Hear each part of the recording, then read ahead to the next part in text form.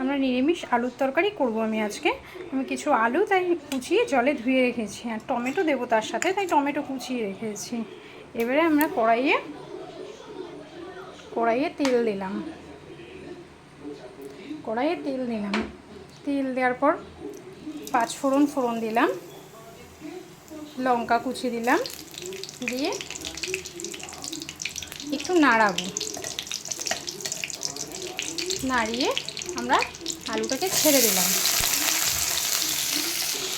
দেখো মাঝে মাঝে আলুটাকে একটু নাড়াবো, আলুটাকে ভালো করে একটু লাল করে আমরা ভেজে নেব আগে। দেখো একটু লাল লাল করে ভাজা হয়েছে আমাদের। এরপর আমরা এর মধ্যে স্বাদ মতো নুন দিয়ে দিচ্ছি, সামান্য পরিমাণে হলুদ ছড়িয়ে দিলাম। আমরা নুন হলুদটা দিয়ে ভালো করে আলুটাকে আবার নাড়াবো।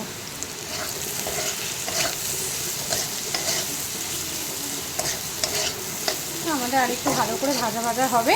আমরা কড়াইটার গ্যাসটা ফ্লেমটা কমিয়ে দিয়ে আমরা কড়াইটাকে ঢাকা দিয়ে রাখবো একটু। এরপর আমরা যে টমেটোটা কেটে রেখেছিলাম সেই টমেটোটাকে ওপরে দিয়ে দিলাম, দিয়ে আবার একটু ভালো করে আমরা নাড়াবো তরকারিটাকে। একটু স্বাদ মতো চিনি ছড়িয়ে দিলাম, তাতে তরকারির টেস্টটা খুব ভালো হয়।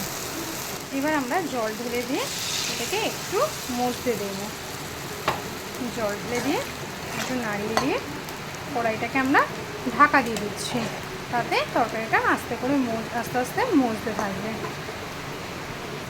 দেখো তরকারিটা কিন্তু ফুটছে, আমাদের আলুর তরকারি পুরোপুরি রেডি হয়ে গেছে। দেখো গা মাখা মাখা আলুর তরকারিটা হয়েছে। তোমরা কিন্তু আমার পাশে থেকো, সাবস্ক্রাইব করো, ভালো লাগলে লাইক কমেন্ট করো।